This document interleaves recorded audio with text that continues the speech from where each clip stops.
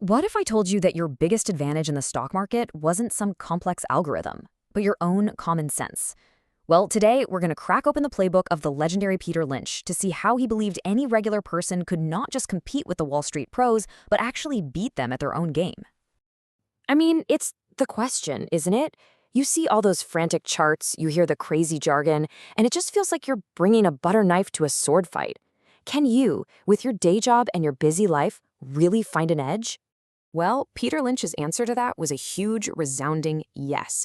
In fact, his entire philosophy is built on this one powerful idea. Being an outsider isn't your weakness, it's your secret weapon. So what is this secret weapon? Is it some secret financial model, a hot stock tip? Nope. Lynch called it common knowledge, and it's something every single one of us already has. That's right.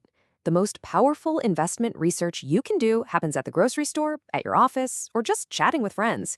It's all about spotting amazing companies on the ground floor, way before they ever show up on some Wall Street analyst's spreadsheet. Just think about it for a second. Maybe you're a doctor, right? And you see firsthand that a new medical device is a total game changer.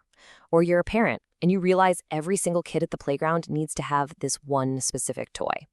Or maybe you just notice that the line for that new Dunkin' Donuts is always, and I mean always, wrapped around the block. That right there, that's your edge.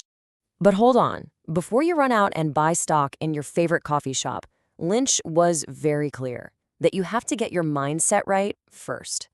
This is not a get-rich-quick scheme. It's a discipline, and it's built on 3 fundamental pillars. Okay, first up, patience. The kind of home run investments Lynch was famous for, they don't happen overnight. We're talking 3, 5, even 10 years to really play out. Second, and this is crucial, only invest money you can truly afford to lose. You never want to be in a position where you have to sell at the worst possible time because you need the cash. And third, and this might be the most important of all, you have to learn to ignore the daily noise of the market and focus on the company's actual story. All right, so you've got the mindset down pat. Now you need a map. Because let's be honest, the market can feel like this huge, confusing jungle. So what Lynch did was break it all down into 6 simple, easy-to-understand categories. Just think of this as your field guide for investing. He believed pretty much every company fits into one of these 6 buckets. You've got your slow growers, big, mature companies paying out dividends. Then you've got the stalwarts. Think Coca-Cola. These are your huge, stable giants that are great to own in a recession. The real excitement, though, is usually in the fast growers. These are the smaller, more aggressive companies with absolutely massive potential.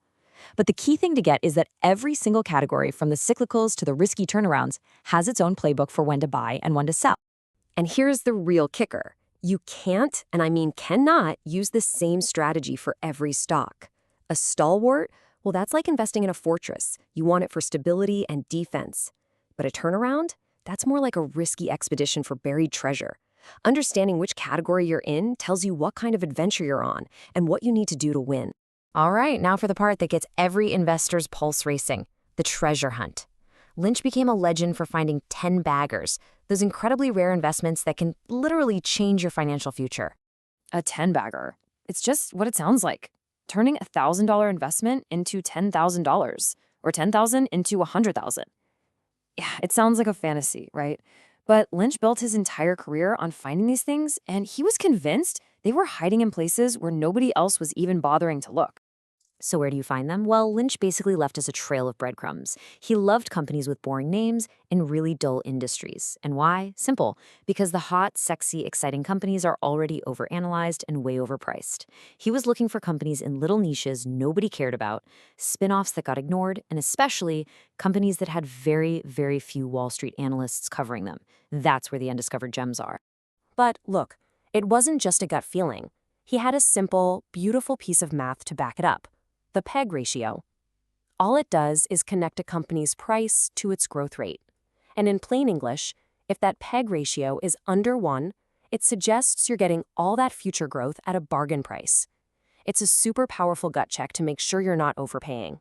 And ultimately, after all the research and the numbers, it all comes down to one final simple test. Lynch called it his 2-minute drill. You have to be able to explain in 2 minutes, in simple terms, why this company is going to succeed.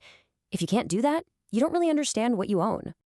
Okay, so you found a potential winner. You totally get its story. But guess what? That's just the start. Now you need a long-term game plan to manage your portfolio and, more importantly, to manage your own emotions. Now, Lynch was a huge advocate for smart diversification, which does not mean just buying dozens of random stocks. He suggested building a portfolio across his categories. You'd put a good chunk, say 30 or 40%, into those high-potential fast growers, but then you balance it out with the stability of stalwarts and the unique opportunities from the other groups. And you might be asking, why go through all this trouble? Well, here's why. The goal was to hit an annual return of around 12 to 15% over the long haul. Now, when you compare that to the 4 to 6% you might get from a much safer investment like bonds, you start to see the incredible power of doing your homework. And finally, knowing when to sell is every bit as important as knowing when to buy. For Lynch, the rules were crystal clear. You sell when the story changes, when the reason you bought the stock in the first place just isn't true anymore. You never, ever, ever sell just because the market is freaking out or because you got scared. Your decisions have to be tied to the business, not the squiggly lines on a screen. So, when you boil it all down, what's the one big thing to take away from all this? It's simple. You have to stop thinking of yourself as the underdog. That unique knowledge you have from your job, from your hobbies, from just living your life, that's not just random trivia. It's high-grade, actionable intelligence that the pros on Wall Street could only dream of having. It's your superpower. Which really just leaves us with one final question for you. As you go about your week, keep your eyes open. Really pay attention to what your friends are buying, what new services are popping up everywhere, what small trends might just become massive opportunities. Because the next great 10-bagger might just be hiding in plain sight.